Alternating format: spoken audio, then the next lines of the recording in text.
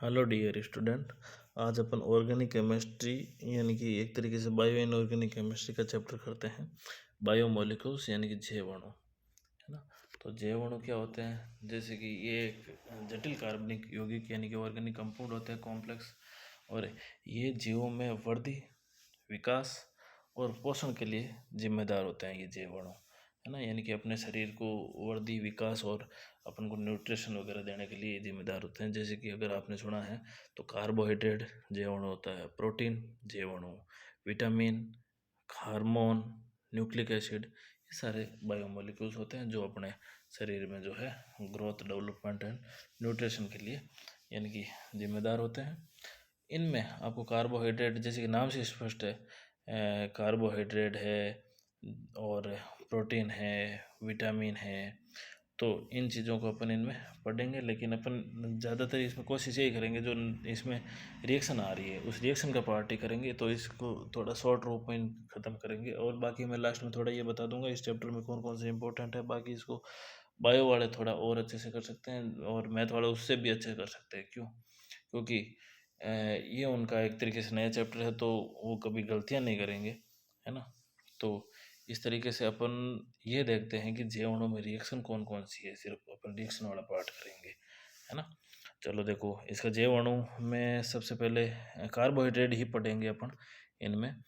बाकी मैं बता दूंगा कौन कौन सी इंपॉर्टेंट है। तो कार्बोहाइड्रेट का ये जो सामान्य सूत्र है वो ये होता है CxH2O।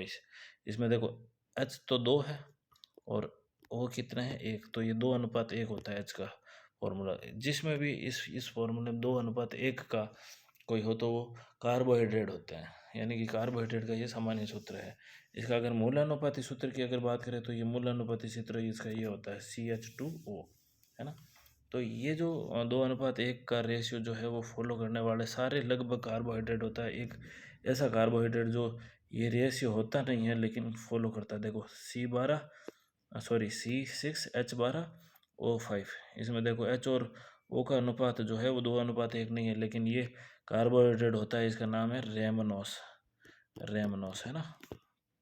चलो, उनके बाद में जैसे कि बात करते हैं कि ऐसे कौन से कंपाउंड होते हैं जो 2:1 होता ही है एच ओ, लेकिन वो एच और ओ का अनुपात 2:1 होता है लेकिन वो कार्बोहाइड्रेट नहीं होते। तो इसका 2 फॉर्मूला आप ध्यान रख देना। एक तो एसिटिक एसिड का CH3COOH, ये एक रखो तो भी आपका काम हो जाएगा, हाँ। यानी कि बुक में ये दे रखा है। तो देखो, ग्लूकोज बनाने की विधियाँ, जो विधि है वो कौन कौन सी है? तो ये सारी ग्लूकोज बनाने की 3 मेथड है। जैसे कि पौधा ग्लूकोज बनाता है, भोजन बनाता है, वो इसी प्रकार से बनाता है कि उसको कार्बन डाइऑक्साइड गैस चाहिए और उसको जल चाहिए, और वो पर्णहरित जो है उसकी उपस्थिति में HNO मतलब सनलाइट दे दी तो ये पौधा देखो C6H12O6 बना लेगा और साथ में ऑक्सीजन गैस निकाल देगा 6O2, है ना। क्योंकि देखो O2 यहाँ 12, यहाँ देखो 6, 12×6 = 18 हो गई। तो यहाँ कितने हुए? 6। तो ये 12 हो गई, है ना। O2 तो CO2 लेता है ना, अपन को पता है, उस पौधा CO2 लेता है, प्रकाश संश्लेषण में O2 निकालता। तो ये प्रक्रिया है इसमें। और देखो क्या बना रहा है, ग्लूकोज अपना भोजन बना रहा है।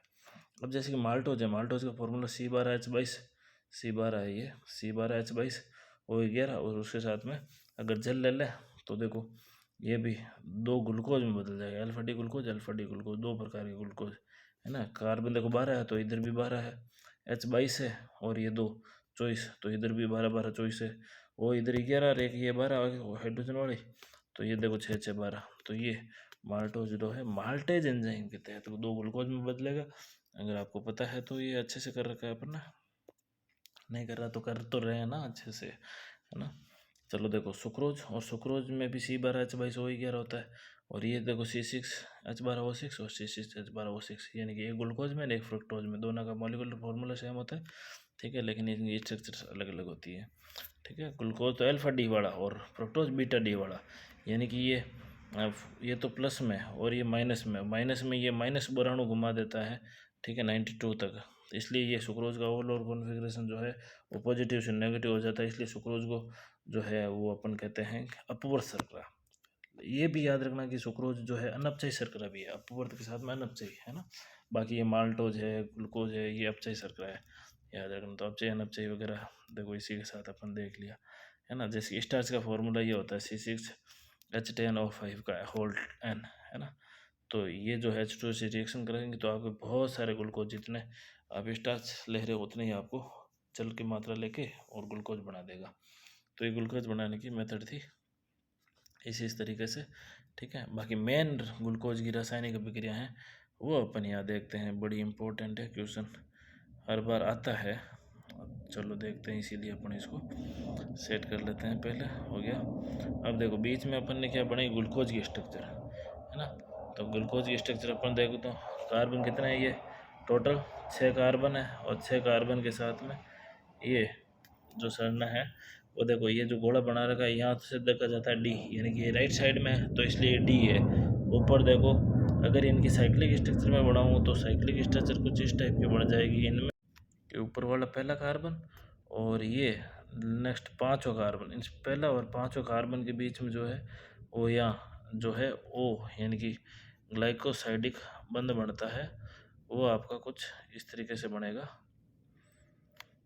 ये चलो बड़ा करके बता दो, जूम करके, यानी कि यहाँ की H जो है वो यहाँ की O के साथ लगेगी, और ये वाला C जो है वो यहाँ O, और ये O इधर वाला यही O ऊपर लगाया मैंने। इसको बोलते हैं अपन कि भाई ये फिर सिंगल बॉन्ड रहेगा यहाँ पे ना, यहाँ सिंगल बॉन्ड ही रहेगा। तो ये साइक्लिक स्ट्रक्चर है। पहले जो इससे पहले थी विवर्त, यानी कि खुली थी, अब साइक्लिक है। इसे हवर्त भी बना सकते हो इस पायरेन वाली सेट करके, है ना, इस पायरेन रिंग में। ओके, एक सेकेंड, पायरेन रिंग ये ऐसे, ये एन नहीं ओ, और ये पायरेन रिंग है ना। तो इस पायरेन रिंग में जब ये आप ऐसे कर दोगे इसको, तो ये बॉन्ड हट जाएंगे बीच वाले, और नीचे आपको रखना है, जैसे कि इधर OH है तो OH ये नीचे रखनी है, अच्छा है तो H ऊपर। ये इस तरीके से आवर्ती स्ट्रक्चर बनती है, अपन ने बनाई थी। और OH नीचे या लेफ्ट साइड में रहता है तो इसको अल्फा बोलते हैं, और ये OH ऊपर और यहाँ लेफ्ट साइड में रहता है तो बीटा। तो ये सब काम पहले वाले कार्बन पर हो रहा है, इसलिए इसे नंबरी कार्बन भी बोला जाता है। तो देखो मैं साथ साथ कुछ पॉइंट भी बता दिए, है ना। चलो अब करते हैं अपन रिएक्शन, है ना। तो रिएक्शन करते हैं तो पहला रेड फास्फोरस के साथ मैच ही करते हैं। तो रेड फास्फोरस के साथ मैच में क्या होता है कि अपचयन होता है, और अपचयन में ये सारे जो ग्लूकोज में 6 ऑक्सीजन है, उन 6 के 6 ऑक्सीजन को बाहर निकाल देगा, और यहाँ सब के सब ये कार्बन एकदम सीधे हो जाएंगे, और एन हेक्सेन की सीधी श्रृंखला मिल जाएगी। इससे ये पता चलता है कि ग्लूकोज में 6 कार्बन की सीधी श्रृंखला।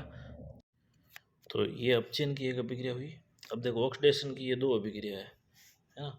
तो ऑक्सीडेशन की पहली अभिक्रिया ब्रोमीन जल से, दूसरी है HNO3 से। ब्रोमीन जल से कराओगे तो देखो रेड रेड कर रखा है, ऊपर COOH हो जाएगा, CHO का एल्डिहाइड का ऑक्सीडेशन हो जाएगा, इसे ग्लूकोनिक एसिड बोलते हैं। देखो ये CHO को क्यों दर्शाता है, क्योंकि ये ऊपर सिर्फ CHO पे रिएक्शन करता है इसलिए। अब देखो ये सैकरिक में नीचे भी COOH और ऊपर भी COOH, यानी कि पहले वाला कौन सा था, ऊपर वाला एल्डिहाइड, और नीचे वाला ये कौन सा था, 1 डिग्री एल्कोहल। तो ये देखो नीचे लिख रखा है, ये एल्डिहाइड तथा प्राथमिक एल्कोहल को दर्शाता है। तो इस तरीके से ये 2 ऑक्सीकरण अभिक्रिया और ऊपर वाली एक अपचयन अभिक्रिया, 3 अभिक्रिया हुई है।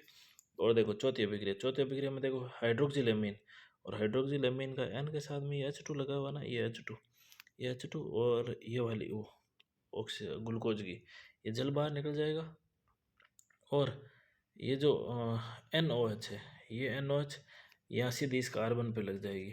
तो देखो ये उत्पाद ये बना रखा है, ये देखो ये NOH रेड रेड कर रखा है ना, ये NOH सीधी यहाँ क्या लगी, ऊपर वाले। और बाकी का देखो ये CHOH, यहाँ पे भी 4 है, यहाँ पे भी 4 है, नीचे CH2OH CH2। इसे बोलते हैं हाइड्रोक्सिल एमीन से बना ये ऑक्जिम, ग्लूकोज से क्या बना, ऑक्जिम, हाइड्रोक्सिल एमीन की उपस्थिति में। तो ये एक तरीके से ऑक्जिम बना दिया, 2 ऑक्सीकरण की अभिक्रिया पढ़ ली, एक अपचयन की अभिक्रिया पढ़ी थी। तो ऑक्जिम बना रहा है, इसका मतलब ये बताता है ये एल्डिहाइड को दर्शाता है, ये ऊपर वाला, क्योंकि एल्डिहाइड से रिएक्शन हो रही है। यहाँ नीचे लिखकर भी रखा होगा, एक सेकंड, देखो ये एल्डिहाइड समूह को दर्शाता है ग्लूकोज में, ठीक है। अब देखो नेक्स्ट सेकंड लास्ट रिएक्शन जो है अपनी, वो है HCN से अभिक्रिया। और HCN से अभिक्रिया जो है होगी कि H इलेक्ट्रो पॉजिटिव एटम है और CN इलेक्ट्रो नेगेटिव एटम है। तो CN माइनस कहाँ जुड़ेगा, H प्लस कहाँ जुड़ेगा। तो देखो ग्लूकोज के O पर क्या जुड़ेगा और इस C पर क्या जुड़ेगा। O पर माइनस है तो इस पर H प्लस जुड़ जाएगा, देखो O पर माइनस था, H प्लस जुड़ गया। और यहाँ C पे क्या था, यानी कि प्लस था, तो इसे CN माइनस ये जुड़ गया, ये CN ऊपर रिलेटेड। तो CN और OH है तो इसे बोला जाता है ग्लूकोज साइनोहाइड्रिन। और ये क्या करता है, ऊपर वाले रिएक्शन भी हो रहे हैं तो ग्लूकोज में एल्डिहाइड की उपस्थिति को बताता है बस, है ना। तो ये एक अपचयन की, 2 ऑक्सीकरण की, एक ये ऑक्सीजन वाली, एक साइनोहाइड्रिन वाली, एक लास्ट बचती है अपनी ग्लूकोज पेंटाएसिटेट। आपको कई बार ऐसे ही बोल देता है कि ग्लूकोज की अभिक्रिया अपन एसिटिक एनहाइड्रेट से करवाने पर क्या बनेगा, तो उत्पाद बताना ग्लूकोज पेंटाएसिटेट। ये बताता है किसको दर्शाता है, वहाँ दे रखा होगा एल्डिहाइड को या हाइड्रोक्सी समूह को या प्राथमिक एल्कोहल को।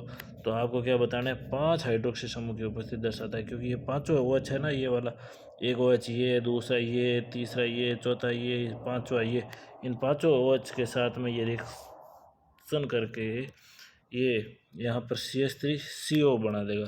देखो CH3CO जो जो रेड कर रखा है ना, ये 4 तो ये ऊपर पड़े, 5वां यहाँ, तो ये 4 और एक 5 CH3CO जो है वहाँ लग जाएंगे, और CH3CO समूह होते हैं एसीटेट, तो ये ग्लूकोज पेंटा एसीटेट बना देगा।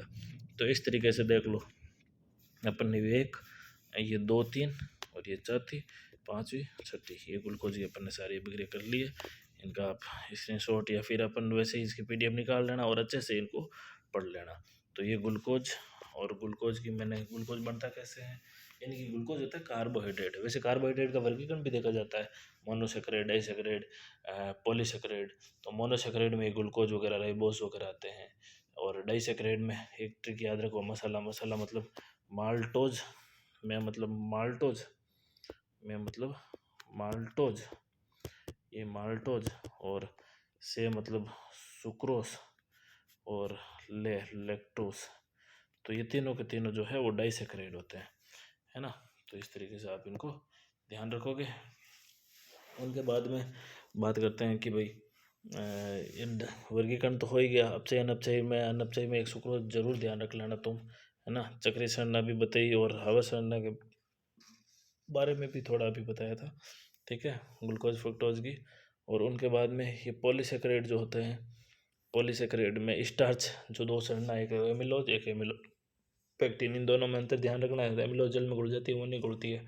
एमिलोज में C1 और C4 ग्लाइकोसाइड मोड होता है, एमिलोपेक्टिन में C1 C4 के साथ में C6 और जो है अपना C1, तो ये बॉन्ड रहता है। तो इनमें भी ये ज़रूर ध्यान रखना।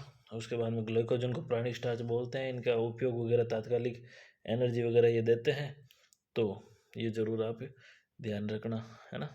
चलो, उनके बाद में प्रोटीन है। तो प्रोटीन में होता है कि एक प्राकृतिक प्रोटीन की जरूर संरचना ध्यान रखना, यानी कि कार्बन, कार्बन के ऊपर R, नीचे आप H या ऊपर लिखो, ऐसा कुछ नहीं है, और इधर COOH और इधर NH2, ये जरूर होता है। ये R बदलता रहता है, इस R की जगह H है तो अपन इसको एनालिन वगैरह बोलते हैं, ठीक है। और इस H की जगह अगर आपको दूसरा कोई कंपाउंड यानी कि CH3 वगैरह, यानी कि H है तो उसको तो ग्लाइसिन बोलते हैं, अगर CH3 हो तो इसे एनालिन बोलते हैं। तो ये जरूर ध्यान रखना। 10 आवश्यक अमीनो अम्ल और 10 ही अनावश्यक अमीनो अम्ल है। 10 आवश्यक अमीनो अम्ल को तो आप ट्रिप्टोफैन, वेलिन, आइसोल्यूसिन, मिथियोनिन और ल्यूसिन, लाइसिन, और ये आपका जो है ट्रिप्टोफैन वगैरह, और ये एलानिल वगैरह, है ना। और टी मिल्फत, और पी फेनिल एलानिल वगैरह, PA, ठीक है। टीर एच का मतलब यहाँ होता है हिस्टीडीन, है ना। तो इस तरीके से इसको ध्यान रखोगे, और ये आवश्यक में ध्यान रखोगे, अनावश्यक में आप ग्लूटेरिक रख दो, है ना। यानी कि ग्लूटेनिक या एस्पार्टिक है, ग्लूटेमीन वगैरह, ये सारे जो है सेरीन वगैरह है, इनको ध्यान रख लेना, है ना। एक टायरोसिन, ये भी अच्छा है वो अपना, है ना। तो इनको भी ध्यान रखना।